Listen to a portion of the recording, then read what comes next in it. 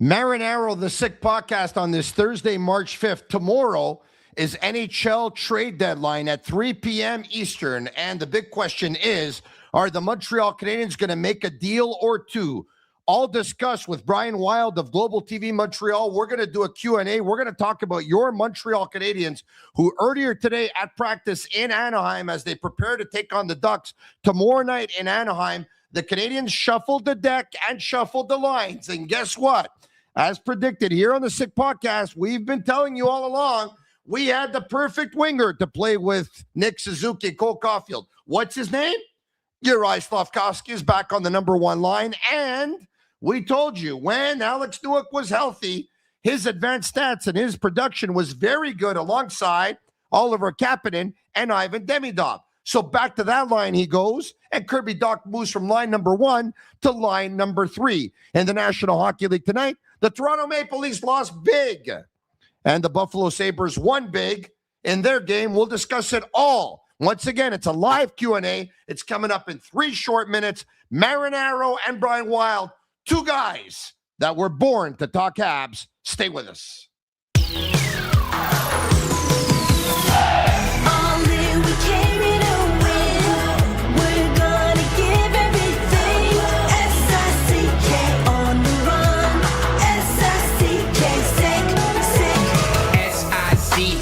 It's the sickest podcast. Tune in for the audio, or you can even watch back. Giving players all the props, or put them on blast. We don't give no hot takes, only talk facts. We're giving all our devotion, riding high on this wave of emotion.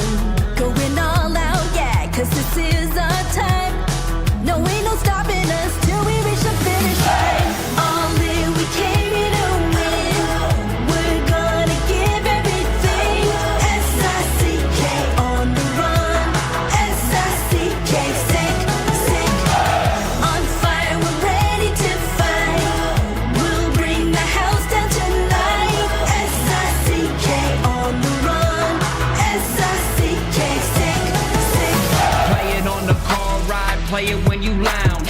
X and O, you know that we can hold it down. Shout out to my man Sammy, got it off the ground. And to all the listeners tuned in right now, got debates, analysis, and speculation. This is sports talk for the new generation. You know where to find us, got a reputation. Sick Podcast, your number 1 sports destination. Giving all our devotion, riding high on this wave of emotion.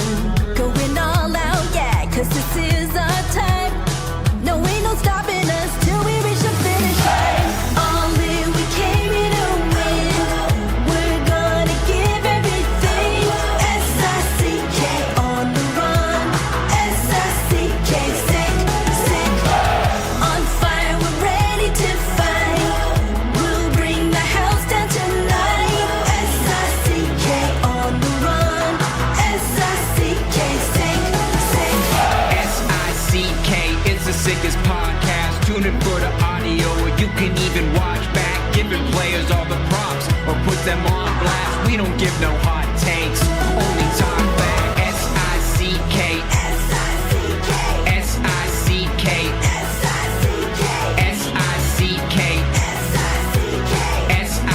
S-I-C-K, S-I-C-K,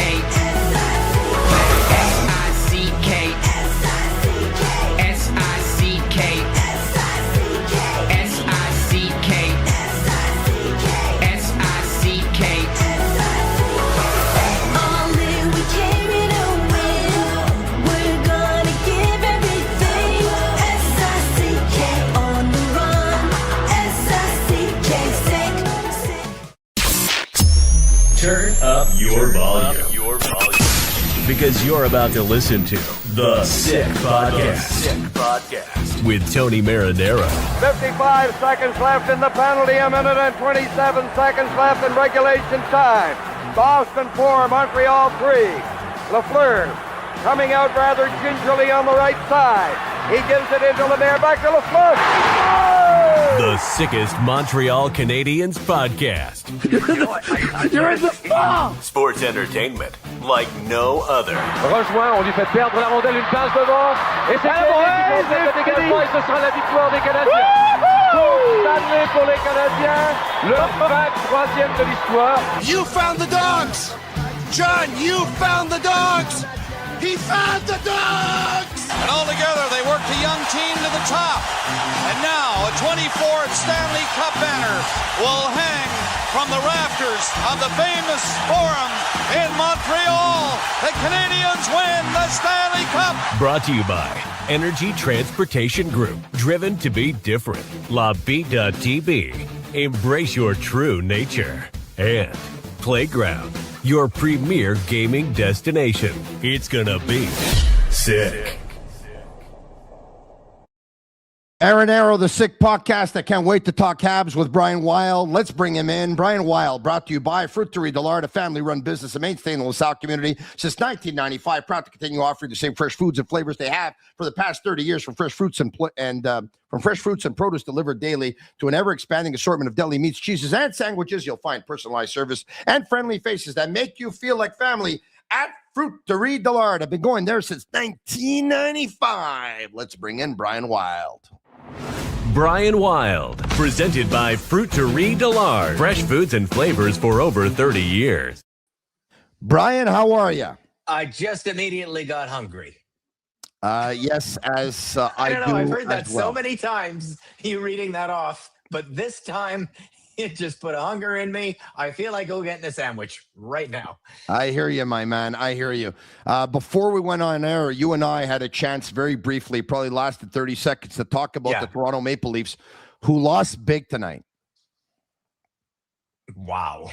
Yeah. Tony, that they were playing tonight a team, the New York Rangers, that also has given up, that is sidelining players, that has already traded Panarin, and they lost 6-2. Is it rebuild time in Toronto? Should they tear it down? It's 6 straight losses since the Olympic break. There's an image that's circulating on social media tonight where Craig Berube is yelling at them at the bench, and they're all like this. Shut this effing guy up. I saw it. You saw it? Yeah, it doesn't look good. It looks so not interested. It looks like they're tuning him out. It looks like they're tuning him out. I saw a tweet tonight. It was pretty funny. Somebody said, yeah, Marner, no problem. Michelli's going to pick up 60 points. Nick Leroy is going to pick up 40 points. Brad Treliving's a genius type of thing. And I wrote back, how did that work out? It didn't, obviously, because I think they don't even have 50 points between the two of them. And Nick Leroy was traded earlier today to the Colorado Avalanche. So, obviously, parting ways with Mitch Marner and making a trade for Marner and bringing in guys like Michelli and Roy, it didn't pay off. I mean, that backfired, and that turned out to be a disaster. It turned out last time Matthews scored? Last time Matthews scored has been a while. Nylander's been producing pretty good. But Matthews, it's been a while. I think they should trade him. Oh, no. Yeah. No. Yeah. No. Yeah. No. All right, bring up his DB. Bring up his DB page then. Okay, well, I Shane Gaumont and Master Control, if you can bring it up, but I know what it is. I mean, Brian, the guy averages 1.1 point per game in the regular season I'm and not has saying for trade a him decade. for a bucket of pucks, Tony. And averages fair value for him. Yeah, well, you never get the United States. You never get fair value in those deals. Like, look at this. Wow, that was fast, look at Shane. him. Good job. Okay, so look at this. Thank you, Shane. That was awesome. He averages 1.1 point per game in the regular season. He averages 0.95 points per game in the playoffs. He's a 6'3" centerman of 215 pounds. He's 28 years old. He's in the best years of his career. You can never win a trade like this. Didn't you learn from Marner? You can't. Marner did not work out. I love it, but it would be a blockbuster, obviously, but I think the guy is. I think, like, when you look at everything recently, and Brady Tkachuk feels the same way in Ottawa. If they found themselves on an American team right now, I don't think they would be that upset about it, to be honest. I think that they would not frown on a trade to an American team. Now, obviously, when I suggest it might be in the best interest of the Toronto Maple Leafs, and when we do look at those numbers, We do see a player 69, 33, 26 so far. This is not a 69 or a 60 goal scorer anymore. So like when you're trying to win trades, you and I have discussed this a million times together, Tony, you're trying to get in front of a player who may be regressing soon. Elias Pettersson. Like that's what you're trying to get in front of. So I'm not saying he's lousy. And I'm not saying the trade's a bag of pucks. I'm saying he's not worth 69 goals anymore. And if you're Trey Living, maybe you get in front of that, especially if maybe he wants to play in America, all things considered these days. Okay, so now I know that there's a political angle here. It's been brought up and stuff like that. He went to the White House. It upset some people. He wants to play in the States. He's not crazy about Canada, yada, yada, yada. I've never heard him say that he's not crazy about Canada. Here's the deal. And I also know that there's some people right now in the YouTube chat that are saying, okay, it's not the same. Obviously, Marner was at the end of his contract and he was going to leave for nothing. So the Leafs said, no, you can't leave for nothing. We got to make a deal. And they ended up making the deal. And it's not the same thing. I get all that. Okay. I do. But with all this talk, and I heard there was a couple of members of the media today that were actually saying that they don't believe that they believe Auston Matthews is going to get traded. They don't believe that Auston Matthews is going to finish out his contract with the Toronto Maple Leafs. But with all this talk, other teams see you coming from a mile away. And I just, with the exception of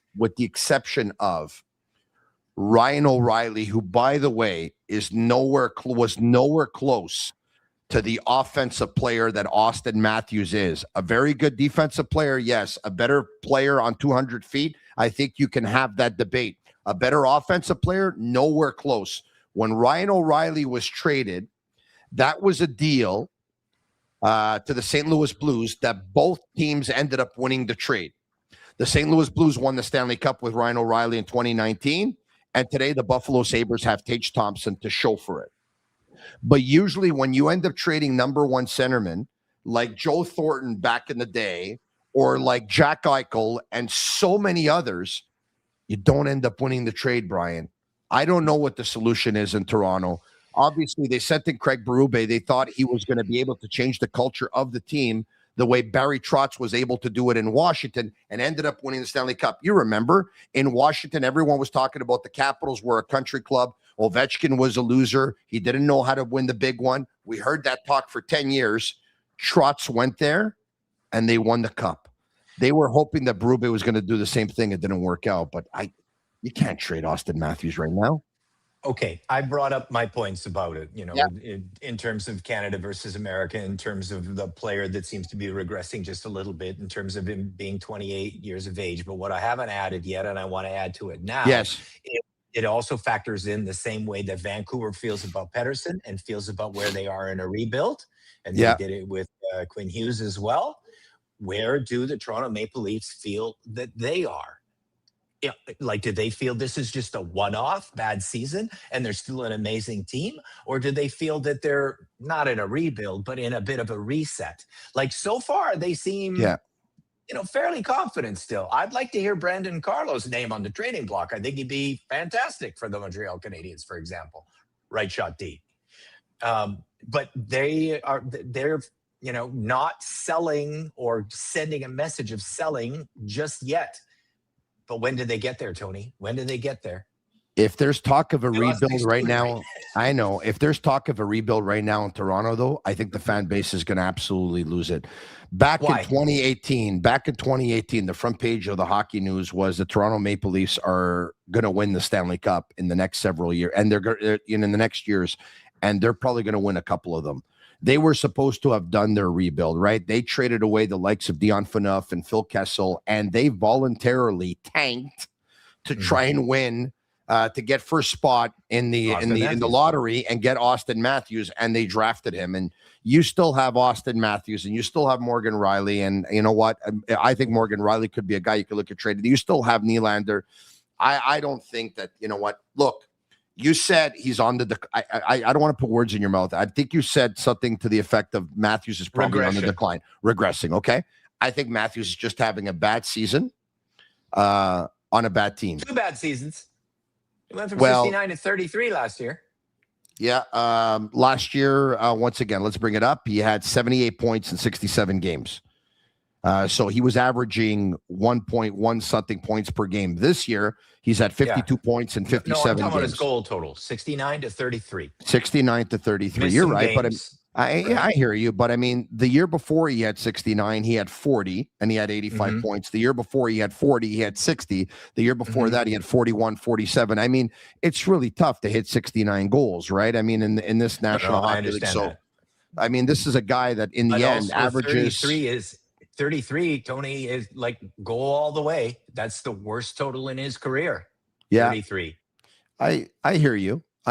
But I'd be willing to bet that if they have a good year next year, he's going to do more than 33 next year. Is he ever going to get back to 69?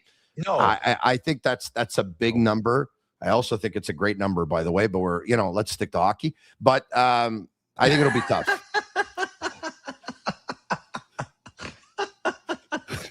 You get away with anything on a podcast. It's a podcast. You know what? If I was working for a big company, I would have been fired by now, and that's why I'm happy I'm not. What can I tell you? Oh, shit. Yeah. So anyway, it's a great discussion. It's a great. I'm not totally opposed to doing something drastic with the Toronto Maple Leafs. I don't think the timing is now, especially not when. Would Gordon Hughes trade Auston Matthews on a bad season for him? No. I was going to ask you instead. Are you ready? Yeah. You're the general manager of the Montreal Canadiens. Yeah.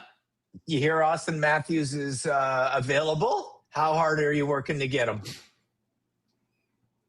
You want him? Do you want him? Do you want Elias Pettersson? Do you want him? Because I wouldn't touch Pettersson with a 10-foot pole that was dipped in gold. I'm not the president of the Elias Pettersson fan club, but I'm going to tell you this: his talent is undeniable, and any player who's out there that hasn't worked out, I'd be really confident that they can find their game under Marty St. Louis and playing in Montreal with this kind of talent surrounding them. All right. So do you like Professor? He can score goals, and that's the hardest thing to do in the National Hockey League. His Could he play on the 200-foot first game, line? his 200-foot game isn't great, but Caulfield's wasn't when he broke into the league either. And look how good Caulfield's 200-foot game is now. So yeah, he's a player that would interest me. He is, but I'm going to tell you this. I think the absolute best player for the Montreal Canadiens first line, and my opinion has never changed on this, is Slavkowski. Yeah. I think Slavkowski was born to play with Suzuki and Caulfield. You have a 5'11", over 200-pound thick centerman who's a tremendous playmaker with absolutely incredible vision and an incredible processor that works at very high speeds. You got an incredible goal scorer who can score from anywhere. And you have a guy who's big, who's strong, who's powerful, who can crash the net when he puts his head down and he puts his shoulder down and he decides that he's going to the net. He's hard to be stopped. When he's on his game, he's very difficult to be contained. He can change the momentum of a hockey game. Well, I think we're going to see his best moments in the playoffs, and we will for the rest of his career. I think those three are perfect for each other. And I get it that Slavkowski was amazing for the 2 months prior to the Olympics, playing with Kapanen, a rookie, and Demidov, a rookie, and he was carrying the mail. And because of that, a lot of people wanted him to stay there. I think he's going to take everything that he did great with Kapanen and Demidov, and he's going to bring it back to the first line. And they need to get him going because he hasn't been going since he returned from the Olympics. And why, Tony? Why? He had an amazing Olympics. I think everybody felt that he was just going to start flying at the NHL level. Take all that confidence. I have a theory. Yeah, go on. I have a theory. He was amazing at the Olympics until he got hit versus Germany. And I was at that game. Oh, okay. And he went into the boards head first. And my eyes were on him, and I didn't look at anybody else. And the doctors and the trainers went over to him right away. and they started doing like this and stuff like that. And I imagine it went well. And I imagine his eyes were following, the finger and stuff, because he returned in that hockey game. Okay. After they did that, and after they did maybe some concussion testing on him to see if his eyes would follow, they went to get a bag of ice. And I saw him for about 5 or 6 minutes on the bench, or at least it seemed that way. And he was putting the bag of ice on the back of his neck, and then he was putting the bag of ice on the back of his head, and then he was putting the bag of ice on his head. And when he came back, he wasn't the same. And for the next couple of games in the Olympics, he wasn't the same. And I get it. The games got harder thereafter. And when they played Finland for the bronze medal game, I mean, when they played the States, they never had a chance. And so that States team was just too fast, too skilled, and too deep for Slovakia. So, it's hard to judge that game and his performance. But when they played Finland, he wasn't himself. His team lost big versus a team that they beat in the first game of the Olympics. And I think the fact that he took a shot, coupled with the fact that he came back with no medal, coupled with the fact that it was just a roller coaster of emotions and the trip and the fatigue and carrying a nation on his back and the jet lag and this and that, that's my theory. I think if you add it all together, this is why he struggled. And this is why I'm giving him a pass. I'm good. Like, you're not amazing for 2 months and amazing in 3 or 4 very big, important Olympic games. And all of a sudden, some are saying, oh my God, what's wrong with Slavkowski? Slavkowski will be fine, Brian. He'll be fine. But now putting him back with Suzuki and Caulfield, I think this is just what the doctor ordered at the right time. And by the way, I know Suzuki and Caulfield didn't have a good game last game. I think they need Slavkowski. I think Slavkowski needs them. And I think Kirby Dach's effort level last game, there's no problem with Kirby Dach moving down to the third line. That's my theory. And I love your theory. Just one thought that I want to make in terms of asking you a question, though, is like, do you feel now, when all that you've seen and everything, do you feel like he's having post-concussive symptoms, or is it more fear of getting hit again, or just by the way, fatigue and letdown?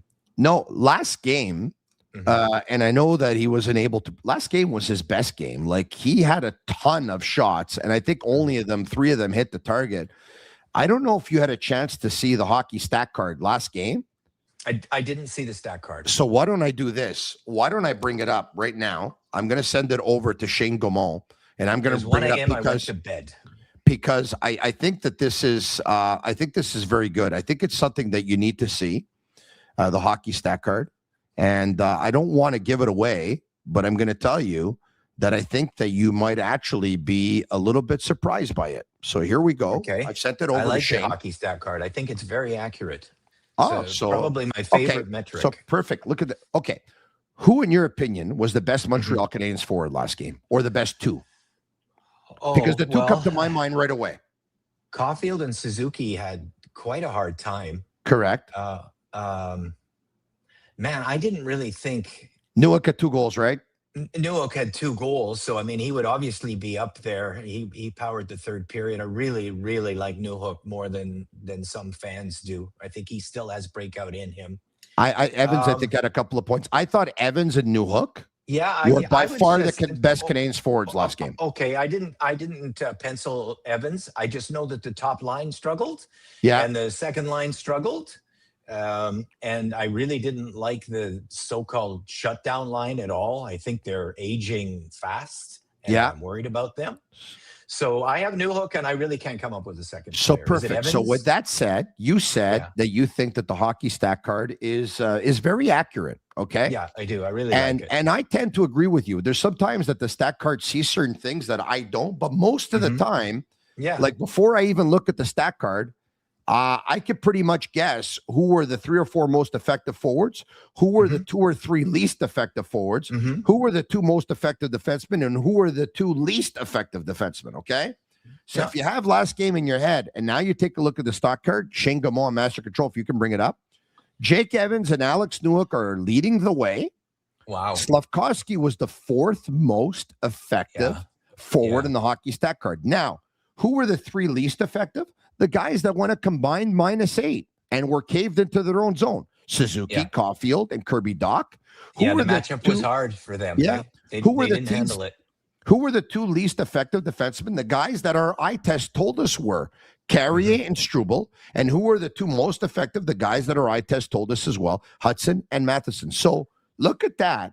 Juraj Slavkowski, from a hockey stat card perspective, last game was a score of 1.52. He had the 4th best score of any Canadiens player that night. So I think, even though he didn't produce, his game was the best game since he returned from the Olympics. He was coming around, and I think he had a chance too. With about 6 minutes left in the game, in a game that was tied, he had a shot right from the slot, and there was a good save that was made, and he had a chance to be a hero last game, but he wasn't, unfortunately.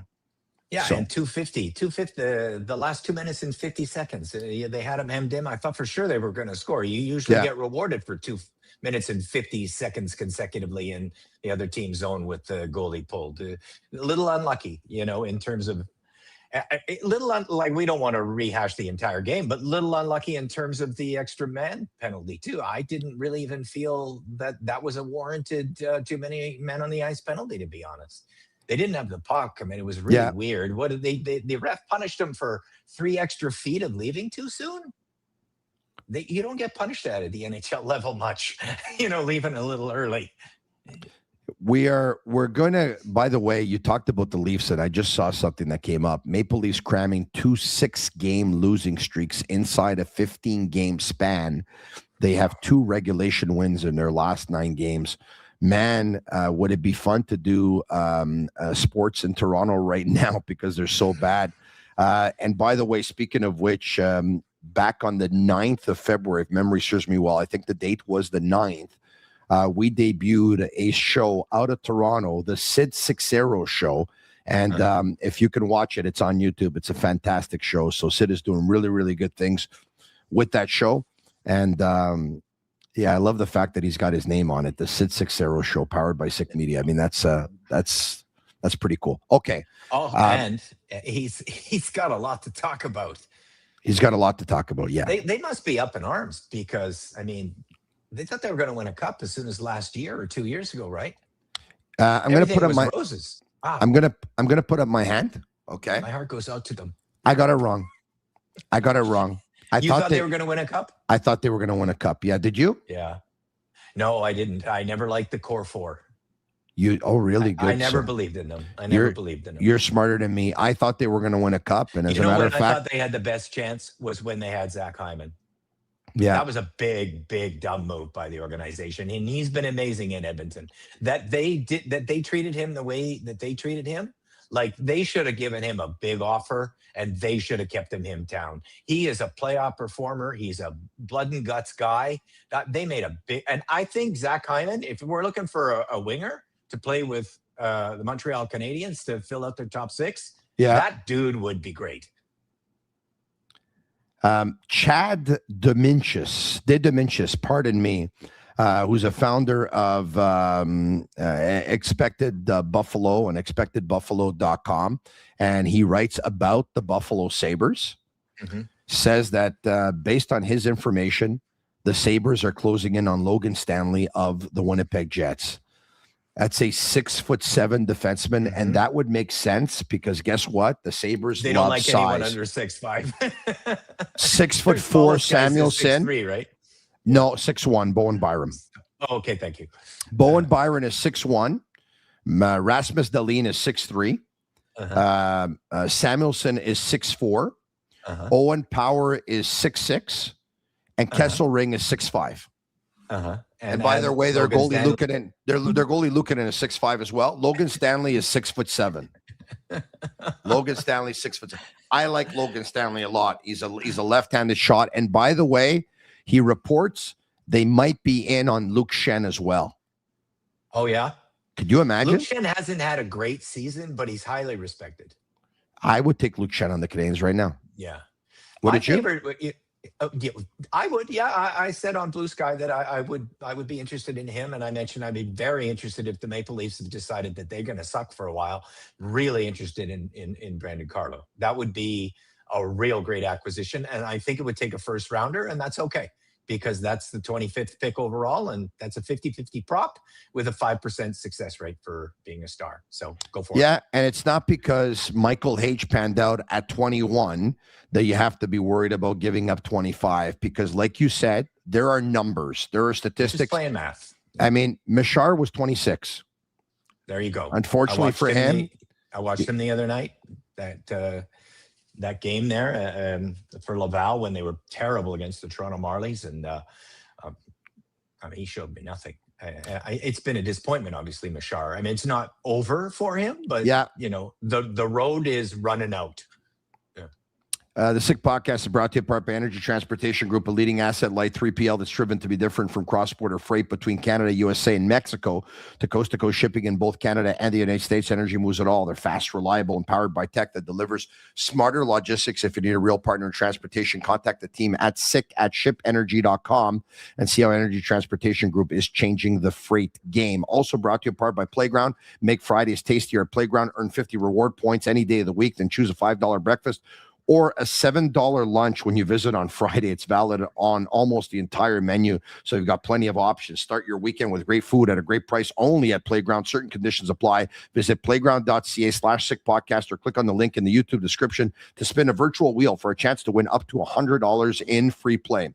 Also brought to you part by the Geloso Beverage Group and Bittt TB. For big games, you want the best beers on your team, whether it's Bittt TB IPA with its bold flavor, Bittt TB Lager with its exceptional smoothness, or Bittt TB Ultra Lager, which is ultra light and ultra refreshing. They always have a place on your team. Bittt TB, brewed for special occasions. Please drink responsibly. If you want to get in on the action, of course, on the NHL games tomorrow night, one of which will be the Canadiens in Anaheim versus the Ducks. Go all the way with Betway and get a deposit matchup bonus up to $300 on your first deposit. Scan the QR code on the screen or click on the link in detail section to create an account. Redeem your welcome offer. Offers only available for new customers. Terms and conditions apply. Offers not available in Ontario. Must be 18 years of age and older. And please play responsibly. Shane Gaumont, in about a minute, I'm going to ask you to bring up the Eastern Conference. Actually, you know what? Why don't we do it at near the end of the show, because there's some games that are not finalized yet.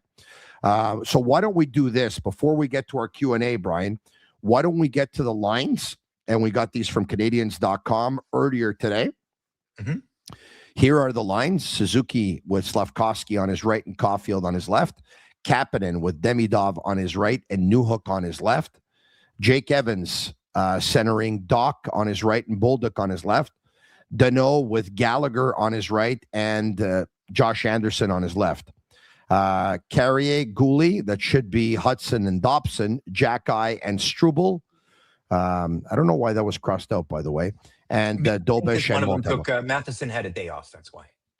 No, I understand that, but I don't know why there's a line through Hudson. I see what you mean. Yes, it says Patrick Laine and Alexander Texier skated as extras, while Mike Matheson was absent from the session, taking a therapy day instead. All right, okay. Before we get to our question and answers, let's say the Canadiens would have added Nicolas Roy today and his 5 goals. Yeah. Okay. And they would have had him for tomorrow night's game. Yeah. Where would he be in the lineup? It's such a hype. You'll understand where I'm going with this in a second. Bolduc's spot. So you'd move the centerman to the wing. Yeah, I think so. Because you're not suggesting Danault out of the lineup, are you? They just acquired. No. I had a discussion earlier on French television tonight where my buddy JC Lajoie said the Canadiens should have been in on Nicolas Roy, because if they would have been, he would have been centering the second line for the Canadiens tomorrow night. Oh, come on. And I said, well, no, he wouldn't have. And I said, how many goals did he have? And he said, well, he's just having a bad season, but he should be centering the line. And I said, well, listen, Oliver Kapanen's got 19 goals, and he's on pace for 26. So Oliver Kapanen centering your second line. the thing too is somebody says somebody's just having a bad season. Like you can't, like, I had this discussion with somebody today when I was talking about whether you'd want Robert Thomas. And I said one of the things that I didn't like about Thomas is he's got 6 goals in 52 playoff games. That's not a really good number. And they said, well, to be fair, he was a rookie in the first season when they won the cup. And, that total of 52 is, mitigated by the 20 that it was his first year. And I'm like, well, hold it now. Like, why are we arguing to be fair is like taking away a statistic? Fairness is relying on the statistic. Not fairness is throwing facts away so you can win your argument. So somebody can say, Nick Waugh, he's just having a bad season, but to be fair, well, that's not fair. Fair is actually using the numbers and winning an argument with them. Yeah. And so he's not been good, Waugh. And Thomas's playoff goal scoring is a little bit of a concern. You want a guy to rise to the top when the playoffs start.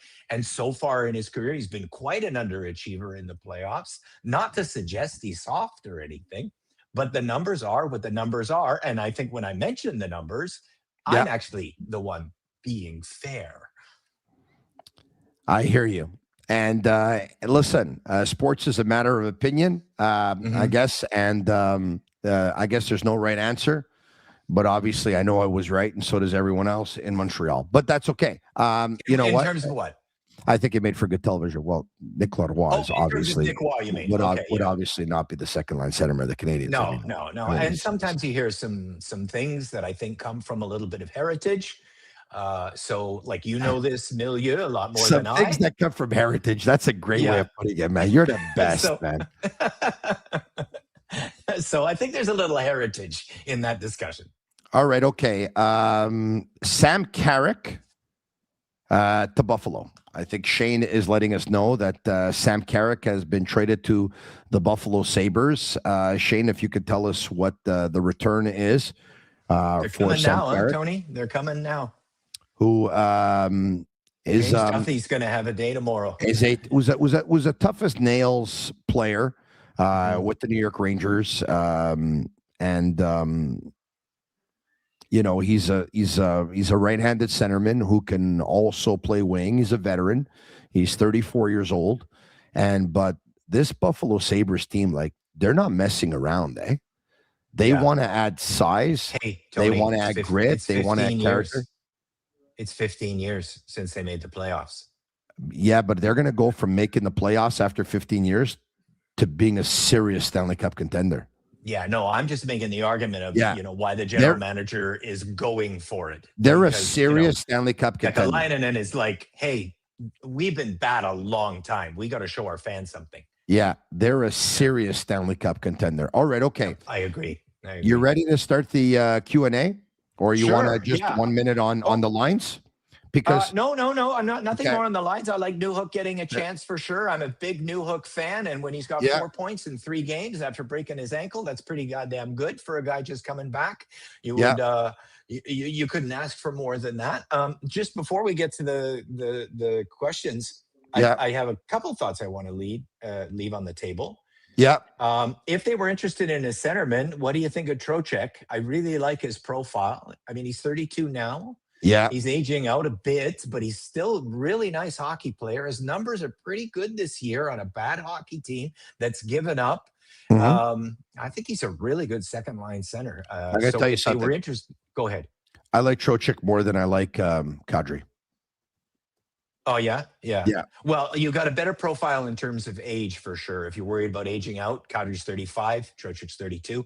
So you got that as a big winner. I think he's got a nicer contract, I believe, as well. Trocheck's underpaid, I believe. 4.5-ish. And Kadri's 7.5-ish. I mean, these are just numbers I'm off the top of my head. I think Trocheck is I think Trocheck's more expensive than that. As a matter of fact, I think he's about $1 million more. 5.625. That's what I thought. Okay, so I'm off by $1 million, but that's not so 5, scary, 6, 7. Right? He's got 3 years left on his deal.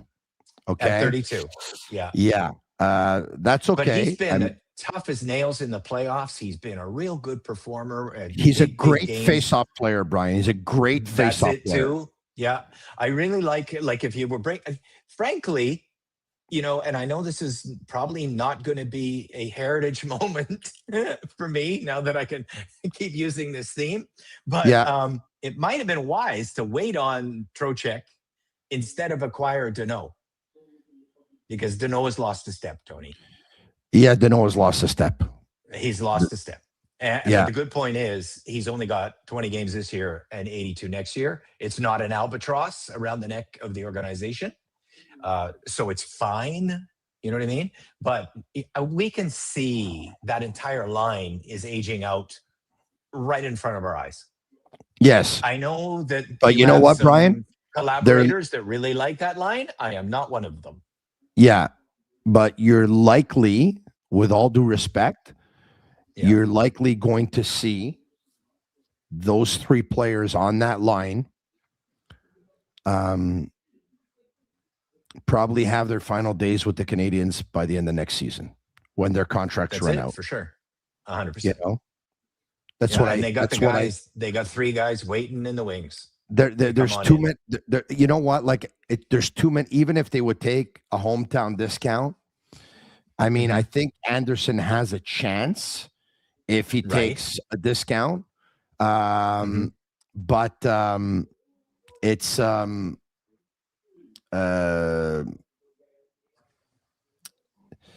I think he's got a chance if he takes a discount, but for them, it'll be tough. I think. I think there's too many guys, too many young guys waiting, like you said, too many young guys waiting. Yeah, like when you look at those three that I've just mentioned that I think are aging out rapidly and will be done at the end of their contracts, which expire next year. You've got easily Xhekaj, Slavkowski that are replacing him. You've got Bolduc, who sits some nights. You've got Texier, they signed for 3, who sits right now. Owen Beck's ready to play in the NHL. I mean, the bodies are there waiting at the forward position to step in. Yeah. It's not like there'll be a dearth if all three are done. They're ready. Yeah. The bodies are ready. I think Owen Beck is ready, and I got it by next year. I also think Florian Xhekaj is going to be ready. Do you really? Yeah. So he's your power horse? I think so. I think Florian Xhekaj can be on the Canadiens next year. On the fourth line. Yeah. Yeah. Just Will Cooley, by the way. I saw something. Will Cooley, really emotional in that locker room, talking about how much Vincent Trocheck has meant to him. And you know what? When you see a player like that get so emotional when you talked about one of his teammates, that's a great sign that teammate is really a good teammate. That's a great sign. Yeah, absolutely. And that's how everybody's felt about him too.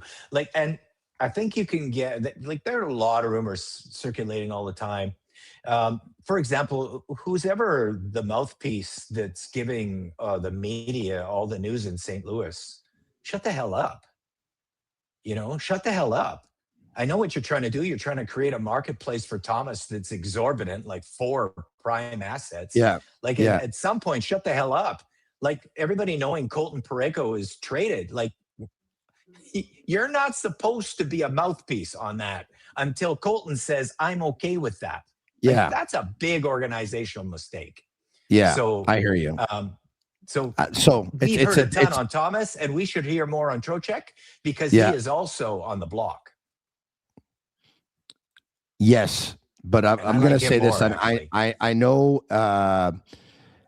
it's not the same discussion, but teams talk to members of the media, man. It's just the way it's always has been, and they just they continue to talk on this matter. And you're right, they shouldn't have talked until he agreed to waive the no trade. There's no doubt about it. Yeah.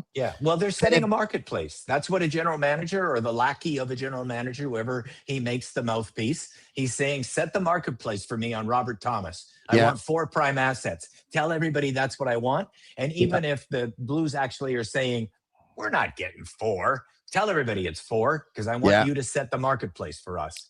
It might be just 3 that they're hoping for. Can it be that they actually leaked the trade Forcing so his that hand. it's out there to try and force his hand so that he says, yeah, okay, I'll waive it. I mean, all right, it's out there. Everyone's talking about it. People are saying, oh my God, the Buffalo Sabres, what a powerhouse with Colton Parayko. They're going to the Stanley Cup final, this, that, and whatever, and all that stuff. Can that be? I think so. 100%. That's not even, can it be? That's probably what happened. But you have to be more responsible. You know, I don't know if it goes as high as Armstrong. Maybe it's a lackey lower than him. You know what I mean? Yeah. But you have to be more responsible. There are human beings in this equation. And Colton Parayko is now being viewed as like the bad guy. And that's so unfair to him. It's so unfair to him. He won the right to have a no trade. Yeah. And he exercised his no trade. Yeah. I remember when Matt Sundin had a no trade in Toronto and he exercised it and then he got booed? Like, you booed Matt Sundin. Yeah. He's a legend. Come on, you can't boo Matt Sundin. Yeah. So it's too bad it happened that way, and I think there needs to be a real gut check time in St. Louis among the management to get mature, to grow up. Yeah. Mike Sullivan says the New York Rangers talked beforehand to Vincent Trocheck and Sam Carrick before scratching them due to roster management. We tell them the truth. You said, we're honest with them. They deserve that. All right. Okay. So we'll continue to monitor this situation. Paul Maurice on why AJ Greer, who's from Joliet, by the way, did not play tonight versus Columbus. I think they're calling that roster management. He's a very sought after young man, and that'll sort itself out over the next 24 hours. So there you have it. Okay. Would you take AJ Greer? But they don't need another player like AJ Greer. They don't need another player like that. The Canadiens? The Canadiens, yeah. I'd take him right away. Yeah, but how many bodies do you want, Tony? I think you're looking for game changers. Like, if I'm the general manager, I don't need more third and fourth line bodies. Do the Canadiens really have an energy line? The last couple of years, and I know it doesn't have to be a copycat league, but the last couple of years have shown us the teams that win the cup, they have an energy line. I mean, the energy line was famous with the Detroit Red Wings when they had Draper and Maltby and McCarty. Yeah. It was famous with the New Jersey Devils when they had Joe Murphy was on that line and they had Randy McKay and they had Bobby Holik. It was famous the last couple of years in Florida, and AJ Greer was on that line. The Canadiens don't have an energy line. The Boston Bruins have an energy line. There's some teams that have an energy line. The Canadiens don't have one. AJ Greer has 11 goals in 61 games. He's got 22 points. This guy gives you 100% of what he has. He defends his teammates. Defends his teammates. He's 29. He's 6'3", 215 pounds. He's a Joliet boy. The price is not going to be exorbitant, Brian. No, it's not going to be exorbitant. But what about all the bodies, and what are you going to do with them? You think they're taking Gallagher on the other side of that? Like, what are you going to? You've got only so much money you can put on the roster, and only so many bodies on the roster. I mean, Bolduc already sat, and Texier sitting, and Texier they signed 2 months ago. Are you starting to wonder why they did? Well, yeah. If you're going to sit a guy 2 months after you sign him, I'm definitely wondering. And also, when Trocheck's on the market right now for what everybody's saying is not going to be very expensive, I'm wondering why they hunted Deneau down. Yeah, I hear you. Now, having said that, I'm going to say this. I think AJ Greer is going to end up going to a Stanley Cup contender. I'm not so sure the Montreal Canadiens are that team. I wouldn't be surprised. I wouldn't be surprised if the Buffalo Sabres are going to be in on AJ Greer. They're just going to be in on everyone. Huh? No cap limitations at all. They're just because taking everybody they can find. Yeah, because you remember they had a big guy on their fourth line that I think they lost to injury, right? Isn't Greenway out? Yeah. So, you know what? I wouldn't be surprised if they're going to be in on him. I really What wouldn't. about Ristolainen? Do you like him? I think he'd be a good member of the Montreal Canadiens. My needs for the team are right shot defensemen. Obviously, like they're not getting comfortable with Xhekaj. They're not getting comfortable with Struble. And who was last on your stat card just now? Struble on defense. Yes. Right. So like they're missing a sixth defenseman on the team. Somebody answered that the Canadiens were went out to get Deneau when Jake Evans was hurt. how long did we think Jake Evans was going to be hurt? I hear you. Like, were they going to miss the playoffs, or was the team going to fall apart without, when they were a little bit light at center because of injuries? Like, and I'm not knocking Hughes here. I mean, I think Hughes is amazing. You know that. Yeah. I think he's the best general manager this century for the Montreal Canadiens. Since Serge Savard. You know what? I think so too. And with all due respect to the Senator, who still is in pole position because he has 2 Stanley Cups as a GM, I believe when all will be said and done, Kent Hughes will go down as the best Montreal Canadiens general manager since Sam Pollock. Yeah, and I love him too. But having said that, a couple moves this year. Yeah. Having said that, I would have gone after Connor Murphy, and I don't understand how Connor Murphy, who was moved for a 2nd-round pick to the Edmonton Oilers, the Canadiens didn't offer a 2nd and a 5th. Like, I don't. So, but now there's some things that we don't know, and you know what? Maybe they have somebody else identified. Maybe for whatever reason they just didn't want to trade with the Canadiens. I don't know, but let's say this, Tony. I'm going to say this: if it's 3:05 tomorrow, and I'm sitting right beside you, I'm going to look at you if they haven't done anything, and I'm going to say they really needed to get a defenseman that they were comfortable with as the 6th D on the team, because they do not have one, and it will hurt them. It will hurt them. I think they needed by the way, so we're going to get to, we keep on saying we're going to get to that Q&A, and we are, okay? Yeah, plenty of time. You and I think, are on the same page, okay? They got to do that. It's a huge need. Everyone wants the center, and I wouldn't say no to a second-line centerman, and they would take so much pressure off of Kapanen, who, by the way, I think one day is going to end up scoring 25 goals as a third-line centerman, which is going to be unbelievable. I wouldn't say no to a second-line centerman. I wouldn't say no to a top 6 player. I wouldn't. But here's what we know. Yeah. There's only 2 teams, I believe, that have scored more goals than the Canadiens thus far this season. Colorado and Edmonton. The Canadiens have offense. You can tell me the goals are going to be harder to come by in the playoffs. They're going to be harder to come by for everybody, for every team.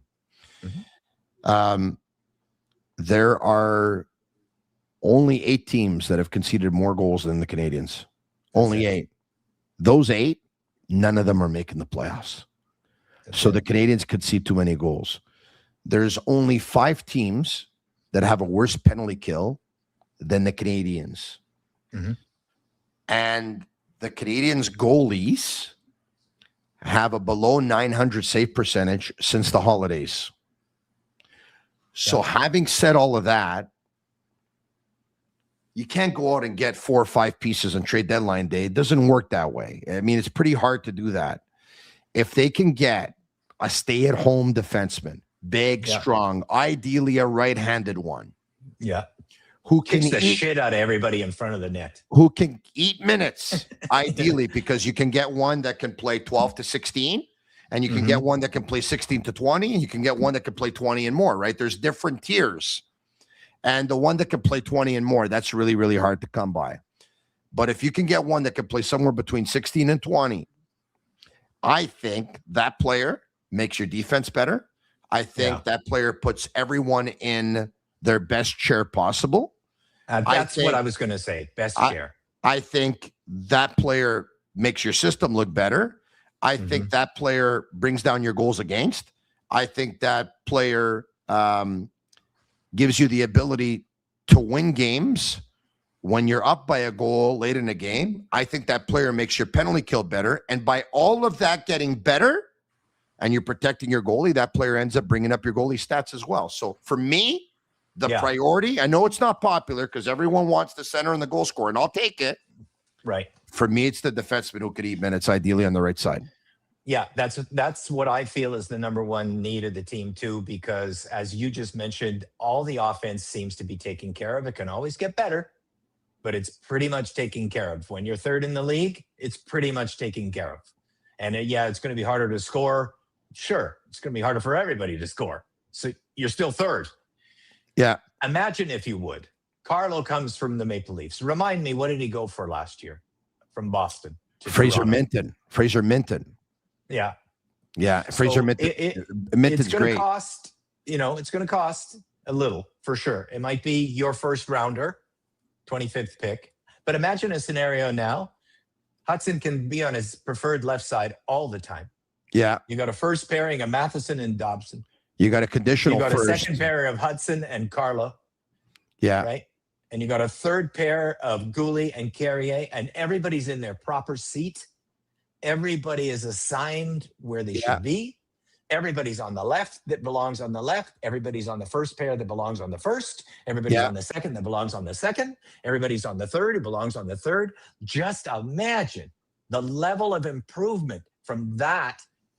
Yeah. Instead of the 9 or 8 minutes that Martin St. Louis feels comfortable enough to give Arber Xhekaj.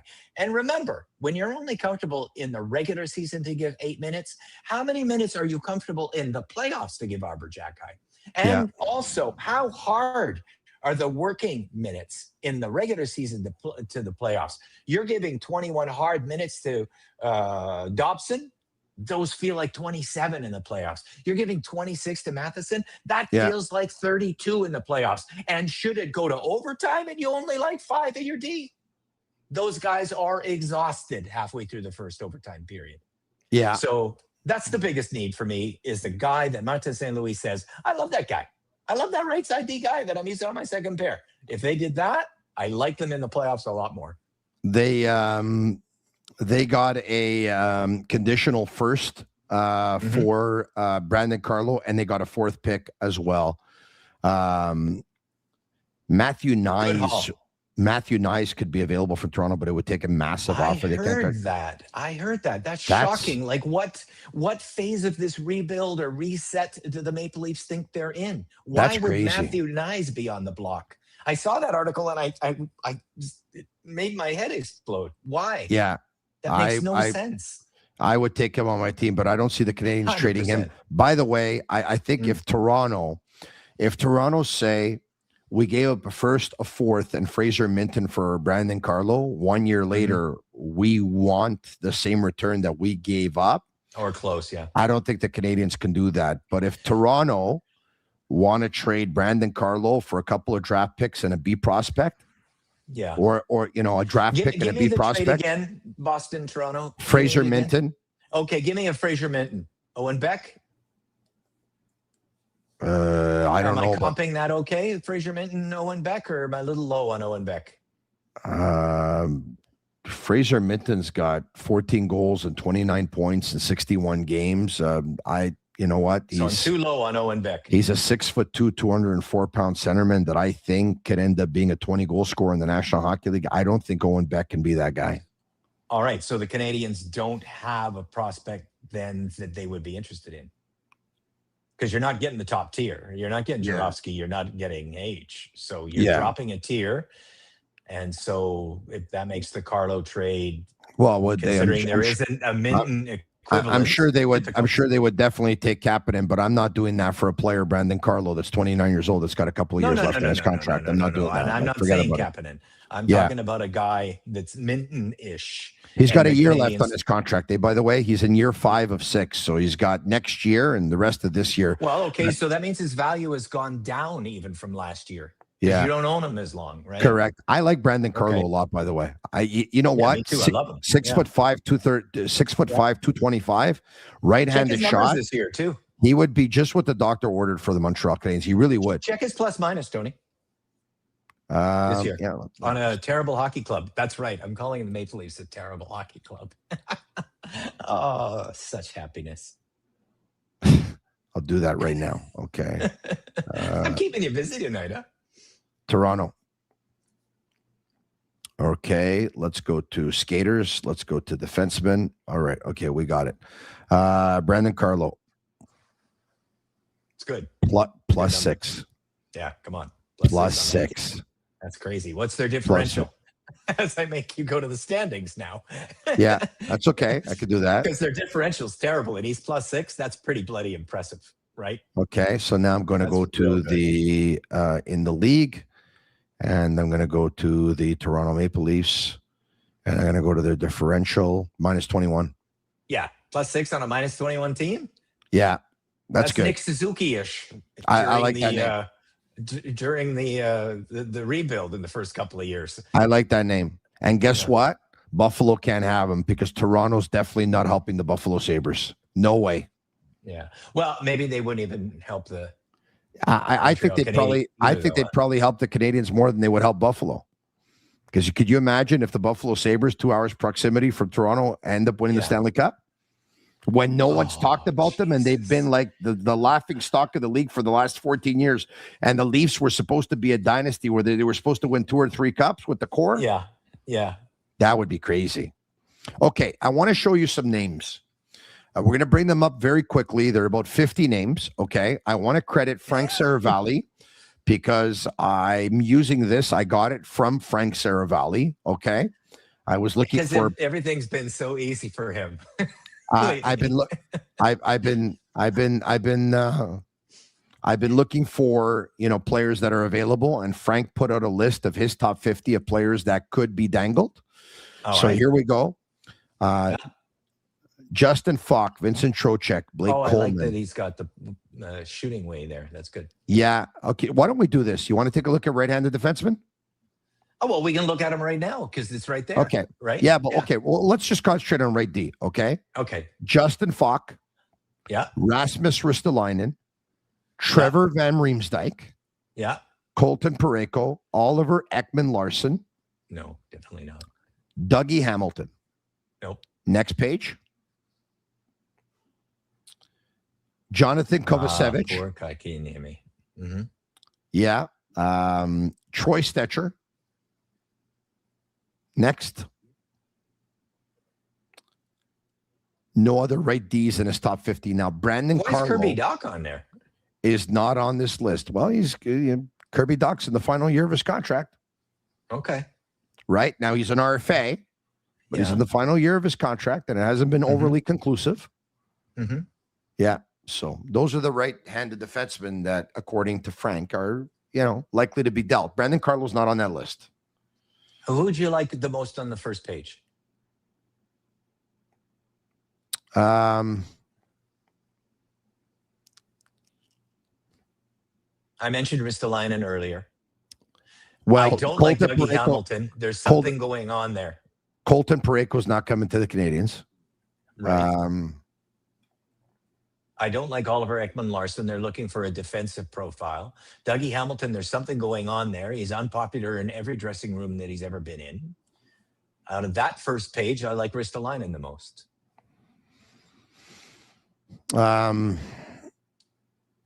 Trevor Van Riemsdyk is a rental. He's in year 3 of 3. He's 34 years old, and so if the price isn't big, you add him. He plays on your third pairing, and he's an upgrade. He's an upgrade on what they have.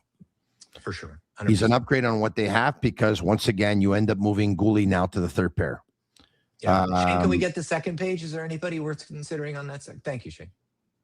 So you could end up putting Matheson. That'd be interesting. You could end up putting Matheson with Dobson. You can end up putting Hudson with Carrier. You can end up putting Goalie with Trevor Van Riemsdyk. It's not something that's going to improve you a lot, but I think it'll improve you a little bit. Yeah. Ultimately, the real goal is if you could even, be comfortable and think that the player was talented enough that they ended up being second pair. Yeah. And played with Lane Hudson. That would be best. So let me ask you this. It's a discussion that we had. Doesn't look like Colton Parayko wants to come to the Canadiens. But if he would be willing to, if the Blues were going to trade him for Radim Mrka and a first, Mrka's a former 9th pick overall in the 2025 draft. Yeah. Ryan Backer is the 5th pick overall in the draft of, I think it was 23. Would you do Ryan Backer in the first for Colton Parayko? No, I wouldn't because of the age. Me neither. Me neither. If people are always talking these days, especially, you're hearing a lot of chatter about how amazing Robert Thomas is. And of course, he's a really great player. Don't get me wrong. But one of the things in the salary cap world that people don't discuss enough is you're not sure how good Michael Hage can be, right? Yeah. Well, he's cost control for 5 years. And the other guy's making 8 already. That's value. $975,000 a year is value. So if one guy gets you 75 points for $8 million, and the other guy gets you 55 points for 975,000, there's really no comparison between those two players, Tony. The $975,000 player for 20 less points has way more value. So I would stay with Michael H. And I'm the same way with Parayko versus Reinbacher. I have expectations that he'll still be good. I'm disappointed so far, but he's a 21-year-old defenseman. And they have, like, even Logan Mailloux got 22 minutes last night, Tony. Like, it can happen. Keep waiting on defensemen. They can figure it out. So I think Reinbacher's still going to figure it out. So I would not make that deal. And you wouldn't either? No, I wouldn't. No, I wouldn't. Yeah. You know, another thing that no one's talking about? Expansion's coming in the NHL, right? Yeah, Pierre keeps mentioning that. I don't really see many headlines on it, though. But if they can get $100 million each, they're going to take it. The owners, I mean. So I think NHL expansion is coming in the National Hockey League. Is it going to be 7-3-1 again? They are not pursuing expansion, but future expansion fee, by the way, is about $2 billion. And cities like Atlanta, Austin, Houston, Indianapolis, New Orleans have expressed interest. By the way, this is courtesy of, I think, the internet or Wikipedia or whatever it is. And it's important to keep young players. Players that are in their first couple of seasons don't have to be protected. That's right, or outside of the protected, right? Like if you get a Parayko and they announce expansion, like it's already, if they go by the exact same rules as the last time when it was 7 forwards, 3D, and 1 goalie, or 4-4, depending if you liked your defenseman more. Yeah. You got a hard choice already for those 3 defensemen. Yes. Like, right? You'd have to leave Matheson off because of his age. It would be Dobson, Hudson, and Goalie. Yeah. And hope nobody takes Matheson because of his age when you're, a franchise that's just starting out. So it'd already be dicey. You add a Parayko, it even gets more dicey. So you're absolutely right. There's value in the exempted player, of which Reinbacher would be one. There's the other thing as well is that, look, I know that, and by the way, out of all the trades that we've discussed, for me, the one that's the trickiest would be this whole Robert Thomas thing, okay? Because I like him a lot. A 26-year-old right-handed centerman who averages, give or take, about 70 points per year up until now, who had points in the 80s the last 2 seasons, who's going to be under contract for the rest of this season and the next 5 years after that. You're getting him at his best. He's a former Stanley Cup champion, so he knows what it takes. He's a Canadian boy, an Ontario kid, so he knows how big hockey is in Canada. He's very respected by his teammates. No one's ever said a peep about him. He's never had a problem with any coach that's ever coached him. At $8.1 million a year, which is a great contract, because let's just say even a guy like Michael Hage burns the first year of his contract. You have him for 2. If he signs a 7-year deal after that, there's a pretty good chance he might even sign for more than $8 million. So, there's so many things that I like, but Suzuki's got 5 years left.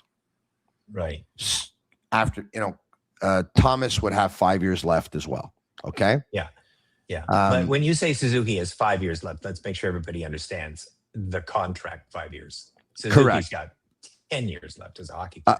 No doubt about it. Okay. So Nick Suzuki has 5 years left on his contract, if I'm not mistaken. 5, 6, 7, 8. He's got 4.5 years left on his contract. Okay. 5, 6, 7, 8. Yeah. Nick Suzuki has 4.5 years left on his contract. Okay. And then at the end of his contract, he's a UFA. Okay. Now, everyone knows that you want to re-up Nick Suzuki already when he's a UFA and he's 30 years old. Okay. You want to get that done beforehand. Okay. Yeah. Let's just say for whatever reason, it's not going to happen. Let's just say it's not going to happen. And let's just say you get Robert Thomas, and after this year, he's got 5 years left. And at the end of his contract, he's a UFA. And let's just say he doesn't end up staying either.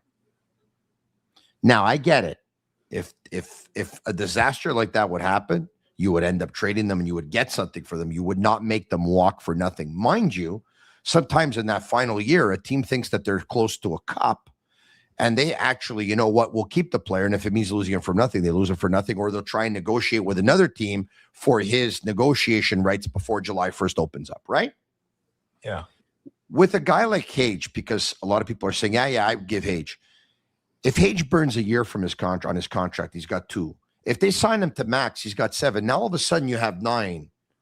So now if your first window is 4 years, 4 to 5 years, you have another player that gives you an opportunity of having a window of 9. So that's why I'm not doing it, but I respect everyone's opinion that would do it, because you'd be getting a really good player in return. But, you know, Craig Button was my guest last night, and he said unequivocally, with no hesitation, he would trade, as much as he loves Michael Xhekaj, he would trade him, no doubt about it, for Robert Thomas immediately, without any hesitation whatsoever. All right. So does Button have any untouchables?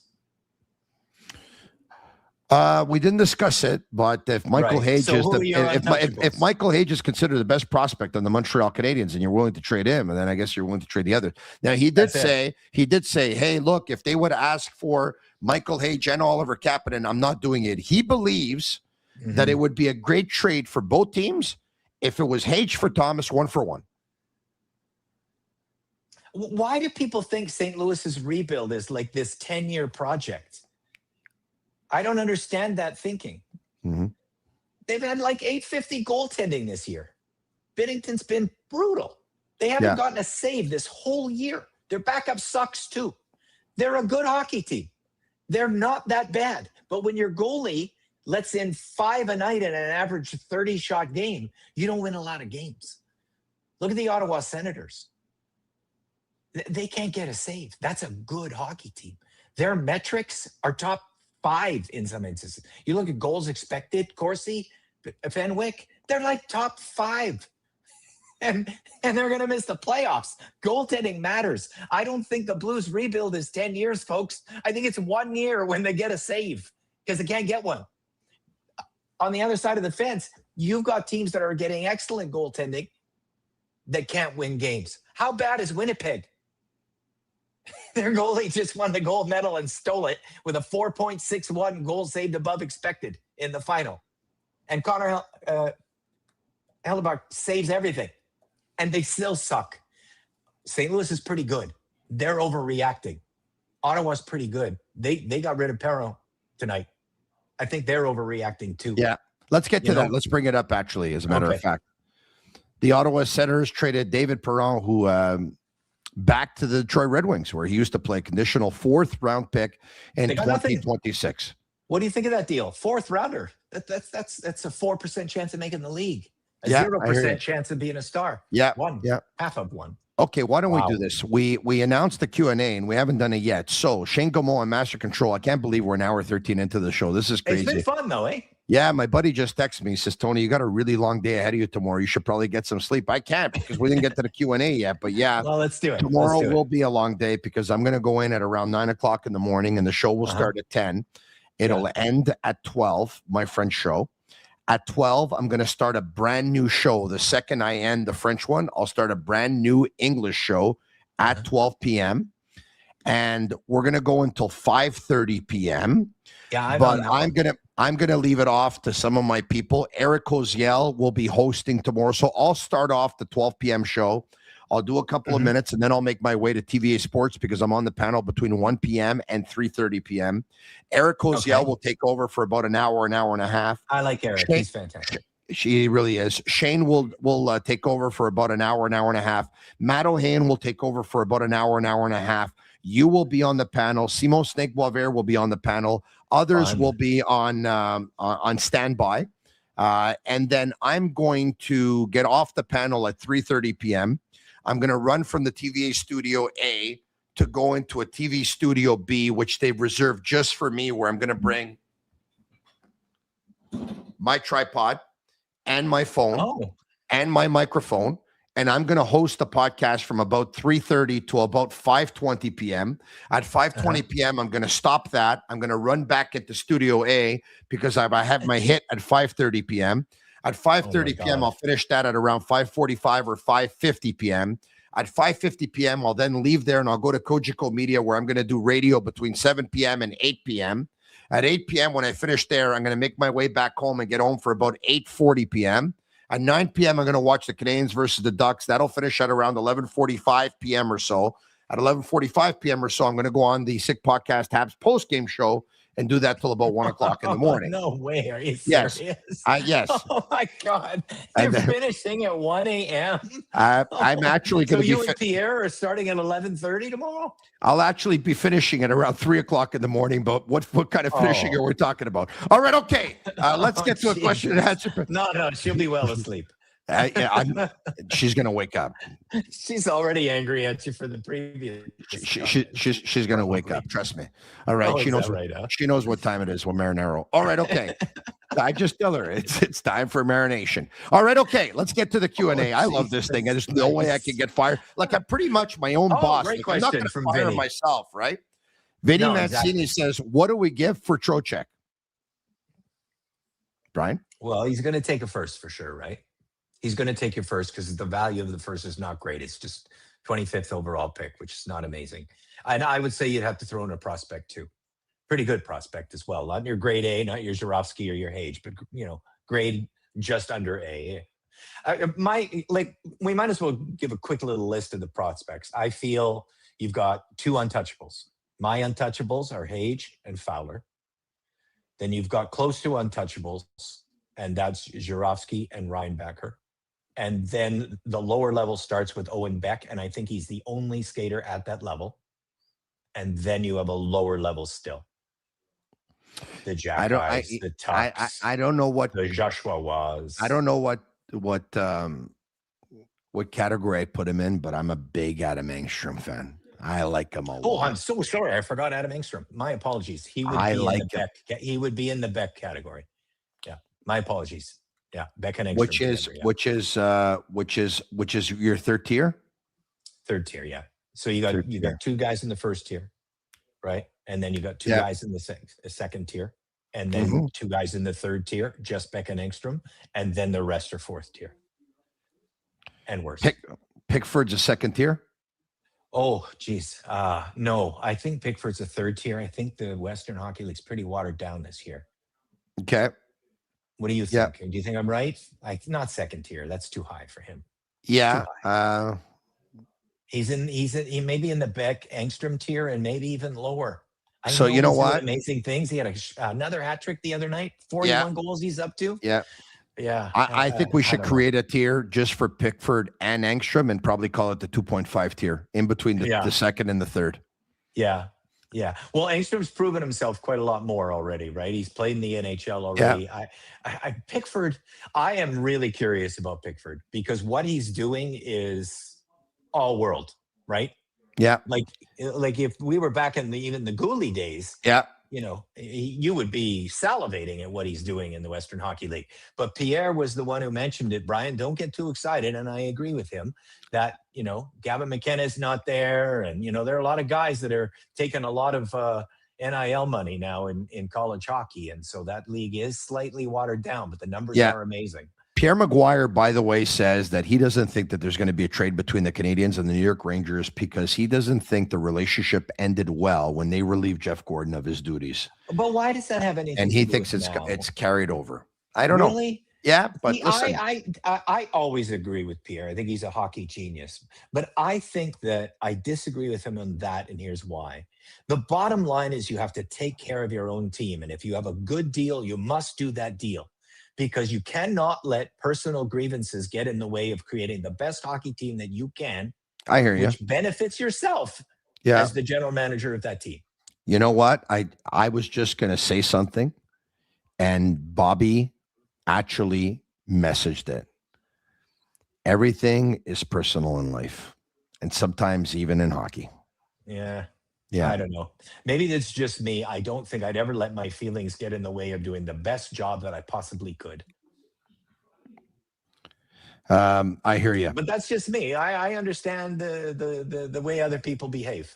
I've seen it in my life where I've said, wow, that person doesn't like me. They're passing me over for something I did and had nothing to do with work. So it's happened, in my career too. And it happens in all careers. So, maybe Pierre is more of a pragmatist than I am. Okay, next question. Shane Gaumont, Master Control, if you can bring it up. Hub City Icon says, do you think Louis Crevier is available? And if so, what would you pay for him? Big right-handed defenseman with a heavy shot. Looks to be a good skater for what he is.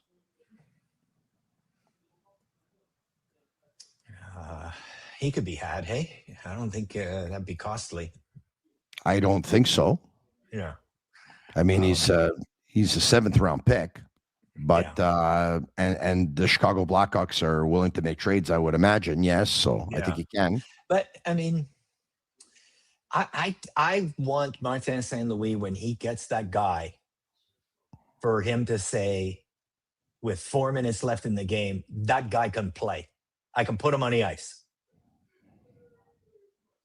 Does Crevier answer that question for you? Like, that's the number one question. That's the number one question for me. Is I want to know that the answer is yes. When Martin St. Louis looks down his bench, Roby Dov, he's doing it for him, looks down his bench and says, put him out. I'm good with it. Because he's not that with Arber. He's not that with Jaden. And that is what worries me in the playoffs. The games get tougher. They get more physical. They last longer. They go to 1 overtime, 2 overtimes. And you're going to be riding 5D.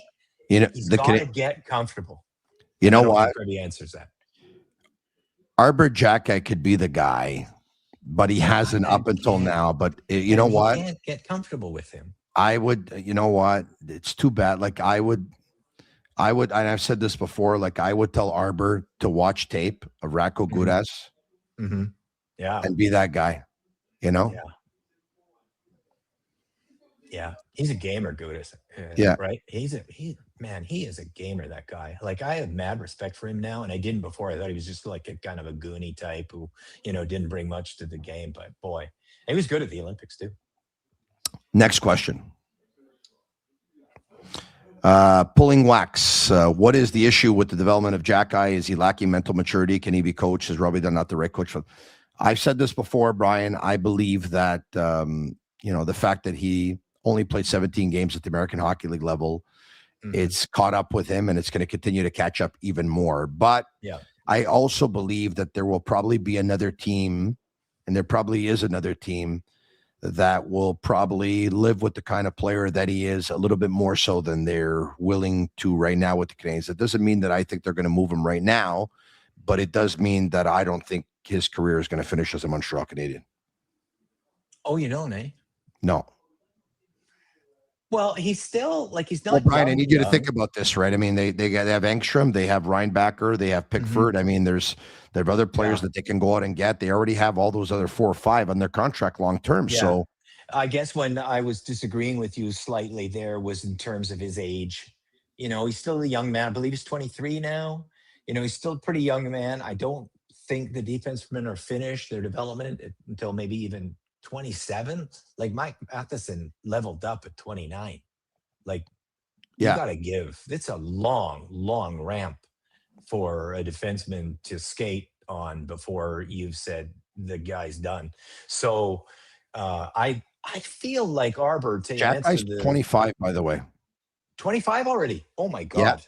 He'll change my philosophy now. When did he turn 25? Just recently? 30th of January. Yeah. Okay. So 25 now. Man, the runway's, it's got a year left. He's got to start. Don't forget, when he made the Canadiens, he was like 21 and a half. Right? He was overage out of Hamilton, right? He was never drafted. Yeah, he was overage. So that team won that Hamilton Bulldogs team won the cup, and I believe the owner of the team was Michael Andlauer, and the Canadiens were in training camp, and Michael Andlauer said, "Hey, let's give this kid a shot. Let's give him a tryout." Well, and right place at the right time. Figuring it out soon. And the answer to the question the fellow said, is it a mental makeup? I feel like, especially recently, you'll have Arber having, like, you're watching him specifically and going, he's having a really good game. And then he'll make one mistake. and then the whole game's gone. So the answer to the question is, when someone's sailing along really nicely, but then has a hiccup, and then they react to that hiccup by declining a lot, that's usually mental makeup. That's usually an insecurity about your own game. On a hockey team, there are players that have a longer leash than others. He has no leash. And he makes that mistake, he doesn't have much of a leash. He reacts like he has no leash. Lane Hudson could have a game where he's just awful and go -4. Mm-hmm. And when he's -3, like they're putting him back out there right away because they know that he's got the ability to turn it around and he's great and they'll live with his mistakes. Arber doesn't have much of a leash, if any. That's just the way it is. I have a question for you. Yeah. You mentioned Pickford, Engstrom, who you really like, Ryan Backer. Like, do you think that Ryan Backer could be traded? And if he could be traded, what would be his value? I don't think he's an untouchable. I don't either. And what would his value be? As if he were picked 13th, 15th, 17th? Because he's not like top 5 value anymore. Yeah. What about Nemec? They would only trade him, I think, if they got a player that had still many years left on his contract and had many good years ahead of him, right? Right. So almost like a Dobson versus Ryan Backer type of trade. Maybe even younger than that. Like, I don't think like they would trade. Well, Dobson was 25. Yeah. It could be, I guess. I guess so. Yeah. I guess so. 21, 25, 20. Yeah. I guess so. Yeah. I guess so. Yeah. I think anybody that you feel like the window is wide open for 8 years, like Dobson, you make that deal. I don't think they're looking to trade Ryan Backer, by the way. I just think that a year and a half. No, I don't think they're looking to. I just think a year and a half ago he was untouchable, and a year and a half later he's not. Like, I think a year and a half ago, if you brought up his name, it was like, yeah, don't go there. He's untouchable. I think a year and a half later, it's like, yeah, okay, all right. We're not looking to move him, but you know, what do you got? You know, maybe that's where they are. They're in the, what do you like? If you by the way, I spoke with Denny Gauthier earlier this morning. His son plays for the Syracuse Crunch. They played the Rocket last night at Place Bell. Syracuse won 2-0, by the way. He thought Ryan Backer last night was excellent. Oh, yeah? Yeah, he thought he was excellent. So it's very encouraging to hear. Yeah, it's very encouraging to hear. Good to hear. Why don't we take 2 more questions? Okay. Fantastic discussion tonight with Tony and Brian Wilde. Here's my question. If Hughes stands pat tomorrow and makes no moves, how comfortable are you with the team as is, and how far do you think they can go in the playoffs? You remember this coming from Richard McAdam. Remember Brian last year, Hughes didn't make a move. A lot of people wanted him to make a trade for Dylan Cousins. Some even suggested that the Canadiens trade Michael H for Dylan Cousins. By the way, I wasn't in on trading Michael H for Dylan Cousins. I remember, I think the name that I was interested in a year ago is a player that didn't end up moving. I thought they should have made a push for Ryan Donato. He didn't end up getting traded. But I said, Kent Hughes made a decision. He didn't want to make a deal. If they miss the playoffs, it's on him, right? Even though it's a rebuild. They made the playoffs on the final game of the regular season. And if Carolina would have played all of their players, they probably wouldn't have. No, that's right. So, you know what? This year is different than a year ago. Last year, everyone wanted to make the playoffs. Remember, Suzuki talked with Kent Hughes and said, Kent, trust the group, man. Don't trade anybody. And Kent basically said, Nick, show me what you can do and show me why I shouldn't trade any of the players. And Nick went out and showed him. This year, we can talk about rebuild all we want. I think if the Canadiens don't make the playoffs, I think there's going to be I think the fan base can be very disappointed. Because if they made the playoffs last year, and this team in the offseason added Bolduc and Dobson, and going into the season had a Demidov for a full season, and then added a Deneau and Texier during the season, and everyone in the core got 1 year older and better, and so did the staff. I think if they don't make the playoffs this year, I think it's going to be a very disappointed fan base. Oh yeah, for sure. The whole organization will be, but they're in really good shape to make it for sure. Like, I mean, the math is very much in their favor here. It's tight, Brian. It's not that tight. It's not that tight. People look at points when they should look at NHL games over 500. It's not that tight. With only 20 left, you've got teams that are outside of the playoffs looking in right now to make the playoffs. If the Canadiens only go 500, that need to go like 15-6, 14-7. Canadians are 15 games over, right? Brian, the Canadiens are 3 points ahead of Columbus. No, don't give me points. I don't even want to talk points. Points are stupid. Okay. The Canadiens are 15 games over NHL 500, right? They're at 625 The winning Bruins percentage. lost tonight against Nashville, or at least last time I checked, they were down 5-1. Yes. Columbus is 11 over, and they are out, right? Oh, no. You know what? I take that back.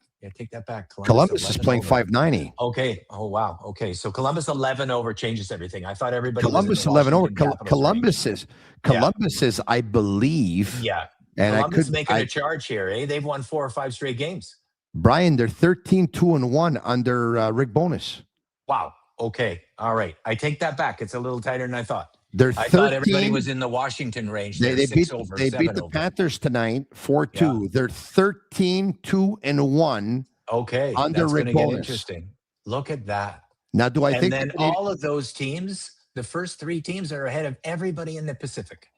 Yeah. Now, do I think the Canadiens are better than Boston? And if Columbus is going to pass one of those teams, I do. Mm-hmm. The Bruins have more regulation wins than the Canadiens. Yeah, Columbus being in believe. realm now instead of the Washington Capitals 6 games over NHL 500 does change things for sure. Yeah. Yeah. Well, can you imagine not making the playoffs with 104 points, Tony? They made it with 91 last year. They made it with 91. And they're on pace for 104 right now, and they're in a playoff fight. That's insane. What happened out west? They forgot how to play hockey. Yeah, it really is insane. Part of the Bruins, Bruins have one more regulation win than the Canadiens. All right, they got 32. Where Columbus is behind the 8 ball, they got 4 less regulation wins than the Canadiens. That's where they're behind the regulation. Did Auston not suffer a significant injury just tonight or the other night? I think I read that. Check it out. I think there was an injury tonight. Well, I'm not telling you to check it out now, but I believe there was an injury tonight on the Bruins team that they're concerned about. Yeah. Didn't see it, but you know what? We'll bring it up. And Shane Gaumont, if you have a chance, if you see something, let me know. If you see something. We can do another question if we find something. I believe that they had something happen tonight in that game against Nashville. All right. Okay. Anything? Maybe it was just speculation. There's a player who was injured with the Providence Bruins. No, no, I don't. It was the Bruins tonight. No, I don't see anything. But I mean, we're doing the show right now. It could have just been an anxious fan during a game. Maybe it was Sweeney-ious. All right, let's do this. Canadiens have a couple of games on hand on Detroit. A couple of people bring it up. Yeah, you still have to go out and win those games, right? Still got to go out and win those games. It feels like Buffalo's pulling away, doesn't it? You know what? There? It feels like Buffalo is really. I don't know when the Sabres are going to lose again. Yeah. I mean, they look like they're the best team in hockey in the last 60 games. They're a well-oiled machine. Brutally, fired the GM, and since then they have to be. Since that firing, if you take everybody's record for that moment, they have to be number 1 in the league, do they not? Or 2 behind Colorado. Oh my God, it's done. What's done? Stanley and Schenn both to Buffalo per Frank Saravalli. You are kidding me. Both of them? Fuck me. Wow. You can do anything you want on a podcast, eh, Tony? Wow. From 69 to fuck me to anything you want. Well, that's usually the way it goes. That was a joke, by the way. They're completing a deal. The Jets are completing a deal to send both Logan Stanley and Luke Schenn to the Sabres in a one-package deal pending a trade call. Oh, my God. Wow. You know what you should do now is go get their 7th and 8th ranked D and put them on the Habs blue line. Part of me is happy and part of me is upset. Ask me why. You wanted Schenn. Now, 2 months ago, I put money on the Sabres to win the Cup. That's the good news. The bad news? You wanted Schenn for the Canadiens. I only put $20. Ah. Yeah. Okay. Guess what I got them at? 40-1. 51-1. 50-1. Here's the question for you though. Like, if they just got those two guys, who's sitting on their blue line now? Schenn. Well, they didn't get him to sit him. Yeah, it could be a number 7. He's a veteran so? in the final year of his career. So hold on a second. Think about this. Samuelson's playing with Dahlin. Right. All right. Bowen, Byron will play with let's say Stanley. Mm-hmm. And Power. Kessel, Ring, and Schenn. Hold on a second. You haven't said Owen Power yet. I haven't said Owen Power? No. Okay, so Owen. Okay, so they're a little deep. So hold on a second. At left D, you have Samuelson, you have Byram, and you have Owen Power. Okay. On right D, on the right side? on right D, you're gonna have Dahlin. Yeah. You'll have Logan Stanley that you'll probably move over to the right. Yeah. And you'll have Luke Schenn who'll probably play ahead of Kesselring. And Kesselring will be your 7. Yeah. Kesselring will be your 7. Yeah. That's Kesselring will be your 7. That's pretty crazy. Yeah. That's unbelievable. Are you sure though that didn't add up to 8?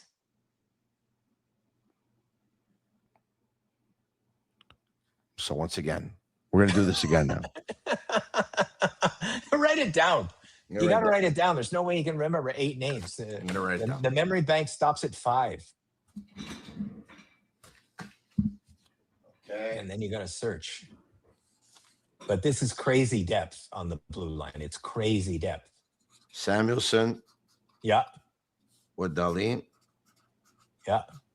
Left-handed Bowen Byram. Yeah. Okay, we'll put a question mark for the right D in the second pairing. Let's go Stanley. Owen Power. Yeah. Third pair D, Owen Power. Oh, here we go. Look at this. Okay. And there's Kesselring. Yeah. Okay. And so Metzger can grab some popcorn. Yeah. And so you put Stanley. Uh-huh. And then you put Schenn. Yeah. And Schenn and Kesselring can probably rotate, but Schenn will be the guy come playoff time. And you know what? Now, what we don't know though is they're probably trading away a D to get one of those guys. So we'll have to wait and see what the return is, and there, we'll have a better idea. But you know what? One of the things that they want to do is they don't want to trade away playoff any of their players in their locker room to add, because they don't want to affect the chemistry on their team. Mm-hmm. Wow, is Buffalo loading up, eh? Buffalo's loading up. Oh my God. Are they loading up? And are they gigantic? I wouldn't want to play the Sabres in the playoffs. Well, that's kind of who the Canadiens are lined up for, the 2-3, right? I mentioned this. I think the Canadiens could beat the Sabres in the playoffs. Do I think they would? No. They have a hard time. Do time. I think they can? Yes. Here's the problem. If they beat them, I think Buffalo's going to pummel them.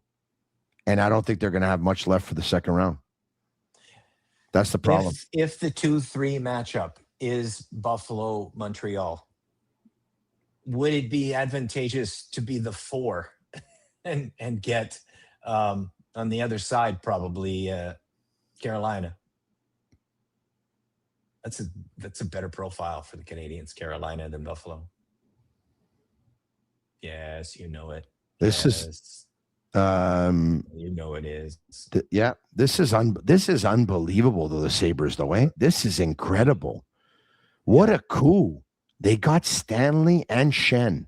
Yeah. I think the better profile is the wild card spot facing Carolina if they win their division, which I presume they will. Yeah. Blue That's a better Jackets. profile. They play very nice. They play good hockey in Carolina. The last time in, they played real well. They played Buffalo Canadiens a lot recently. They won that last game, but they were not the better team that game. And the previous two, they really got outplayed.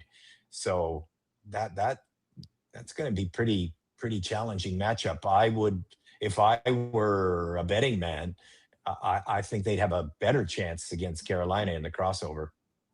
You're probably right. LeBrun says that the Blue Jackets are pushing hard for Connor Garland. I wonder if you're Kent Hughes and you're seeing the guys that are now challenging. I didn't realize the Blue Jackets were on that type of heater, and now they're pushing for good players to see if they can make the playoffs here. And they were close last year. They lost on the last night of the season, second last night. And if they're pushing hard this year, playing as well as they are, and then Buffalo's loading up, maybe the pressure's starting to get on Kent Hughes at 11:41 as he heads to bed before the trading deadline, that if he stands pat, he might be, standing too pat. Do you feel it? Yeah, I kind of feel it so. at this moment. Listen, there's pressure now. Like the Sabres are loading up. I mean, for sure there's pressure. There's no doubt about it. All right. I almost don't want to go to bed tonight, but I think I'm going to have to because there's a big day ahead of us tomorrow. Why don't we get to one more question? Okay. Why do we think Bolduc is struggling this year compared to last? Sophomore jinx happens all the time. I think they're new team, new city. Yeah, and I think they're trying to make him a more complete hockey player. I think so too. So different system, right? Different system. And in the long run, as a result, he'll be a better player. Sometimes in your rookie year, also you you fly under the radar a little bit. Yeah. But think of what people are asking, right? New team, new city, new teammates, new system, new everything. Yeah. And you're a 22-year-old in your second season in the National Hockey League. It's only normal if you have a hiccup. It's only normal. Right. Like I'm not concerned and at all. Opportunity too. I mean, he had more opportunity like his last half of the year here. He's getting very little opportunity, sits a little bit, limited ice time, He's still going to finish with, not 19, obviously, but if you're pushing 12, 13, you fall back a little bit. It happens. Yeah. So Hendrick says there's no way Montreal passes through Buffalo in the play around. Tony, are you smoking the same stuff as Kent Hughes and Marty St. Louis that see their team way better than what is reality? I don't understand the question. Well, no, because I said, do I think the Canadiens are going to beat Buffalo?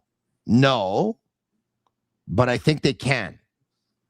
So he totally disagrees with me that they can't. Listen to me. Oh, I see. I okay. We saw the Montreal Canadiens beat the Washington Capitals in 2010 when there was a world of difference between the two teams. And then the Canadiens beat the Pittsburgh Penguins in round 2 as well. In 2021, we saw the Montreal Canadiens down 3-1 to the Toronto Maple Leafs, come back, win in 7, and the Canadiens went to the Stanley Cup final. So don't tell me what I'm smoking, what I'm not smoking, with this, with that. Anyone could beat anyone in the playoffs. I'm going to repeat what I just said for those who are still taking exception, okay? If the Canadiens play the Sabres in the playoffs, who do I think will win? Buffalo. Would I be surprised or shocked if the Canadiens beat them? No. But if the Canadiens do beat them, my concern is that the Canadiens would have very little left for round 2 because I believe they would pay a huge physical price. I think I'm talking logic here. What am I saying? What do people want me to say? Without a doubt, the Sabres in 4 guaranteed 100%. Maybe. Right. Yeah. I think the Canadiens can beat the Buffalo Sabres. Would I bet on them to beat the Sabres? Yeah. No. Yeah. I'm with you too.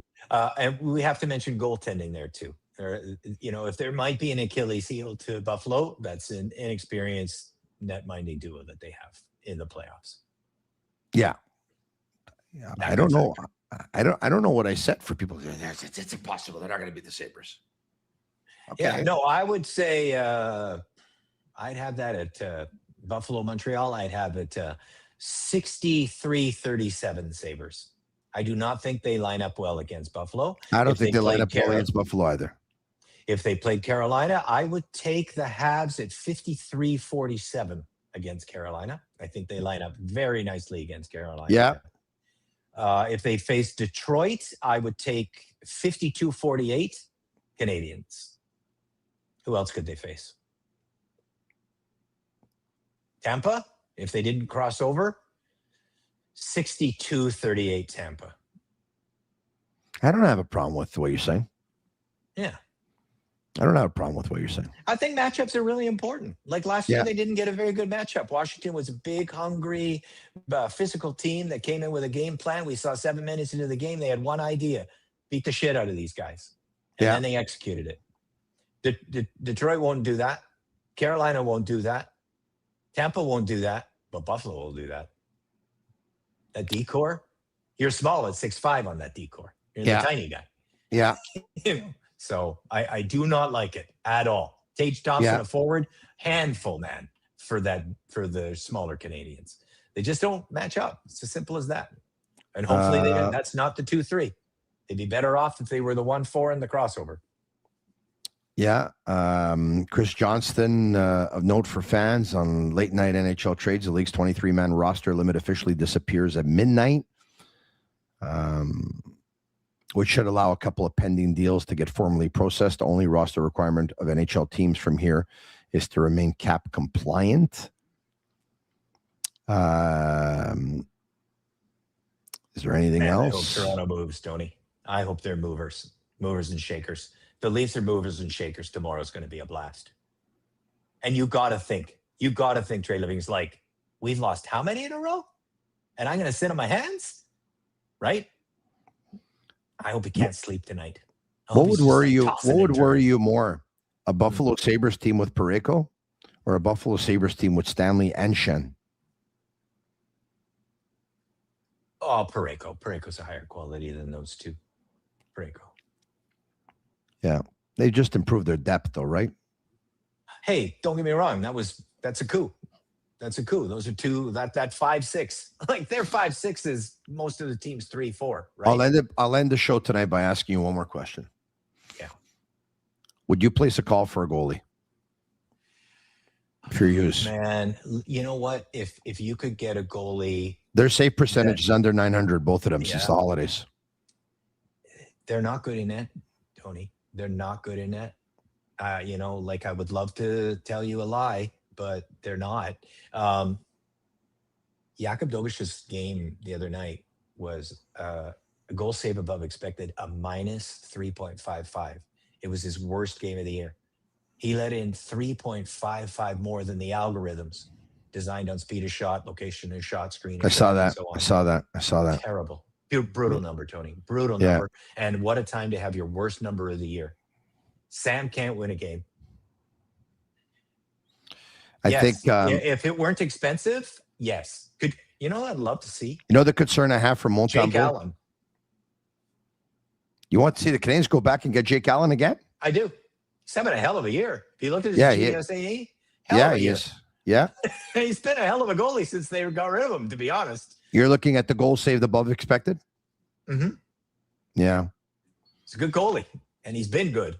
The concern I have with Montembeault and he loves to come back here. He loved it here. Is especially when he plays at home. Mm-hmm. The second and first goal goes in on him, I can almost feel from my house in Ville La Salle. Yeah. The pressure just get to him. Yeah. Like I'm nervous for him. I see him nervous, and I don't know if he is or isn't. I have no idea.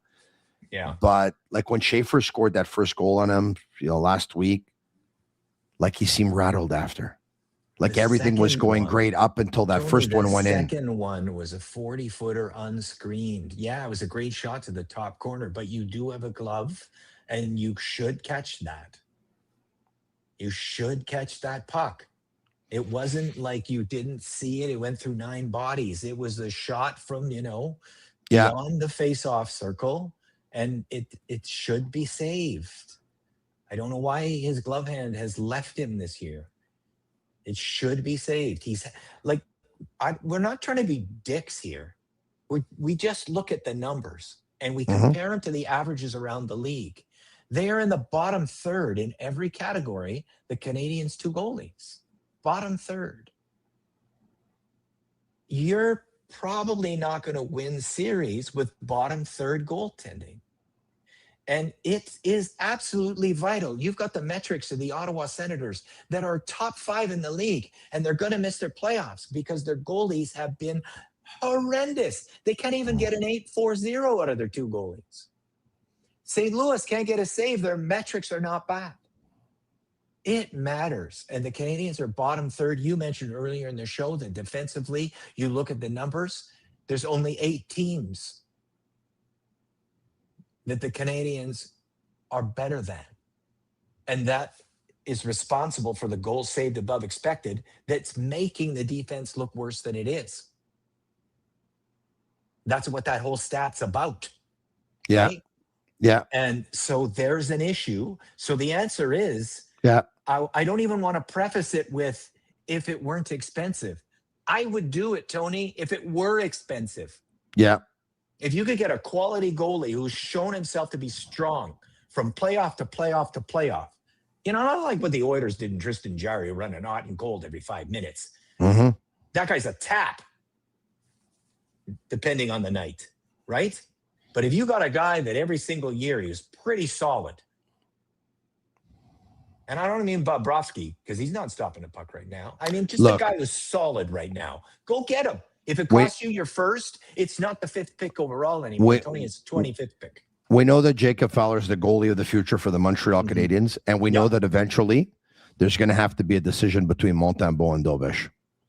Right. And, there's some that in this city have said, well, Montembeault could be a better backup to Jacob Fowler because of his age. Yeah. And obviously, I think the heritage helps, Brian. Like you talked about it before. The word you used was heritage. I like that word now. Jakub Dobish's ceiling as a goalie is higher than Montembeault's. But not by much in my mind.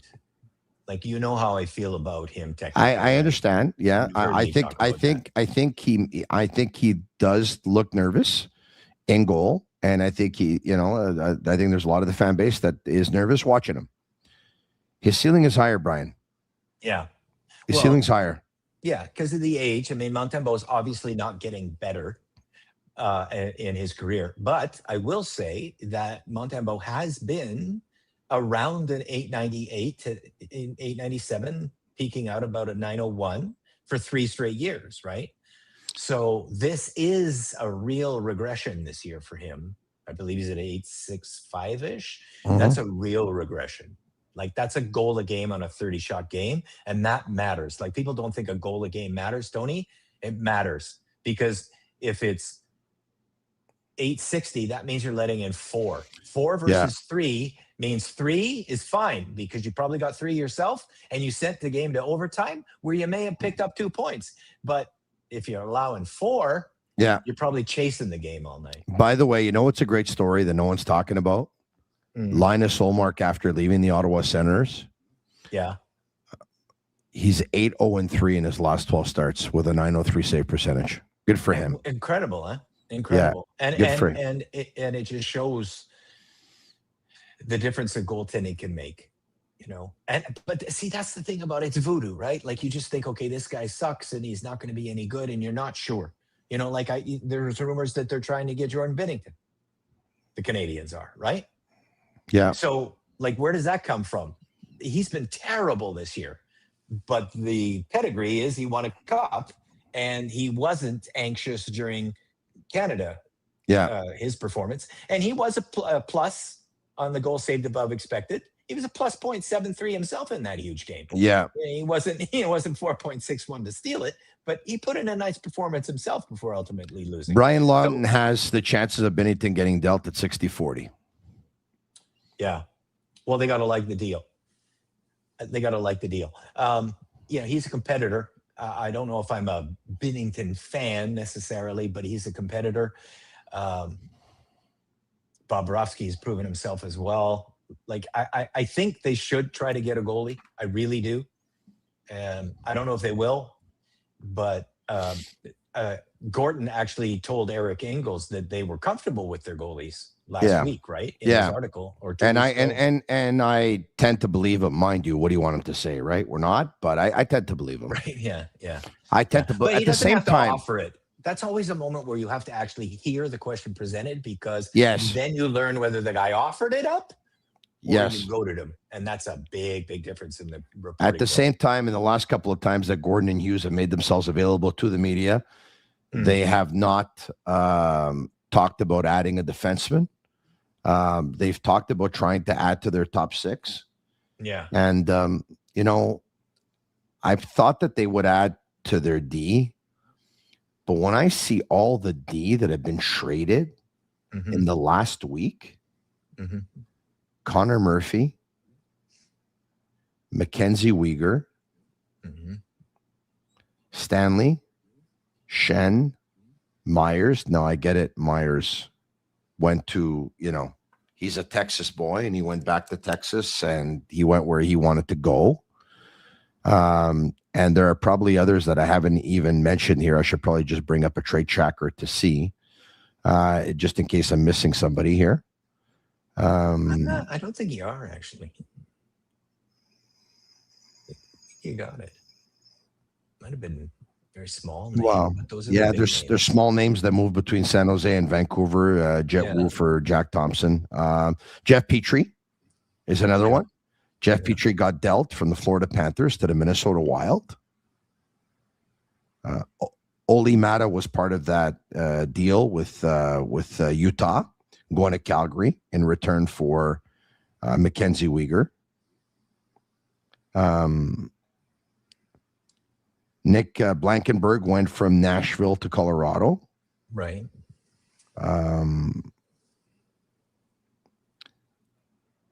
There's Brett Kulak was and Samuel Girard were traded last week, obviously.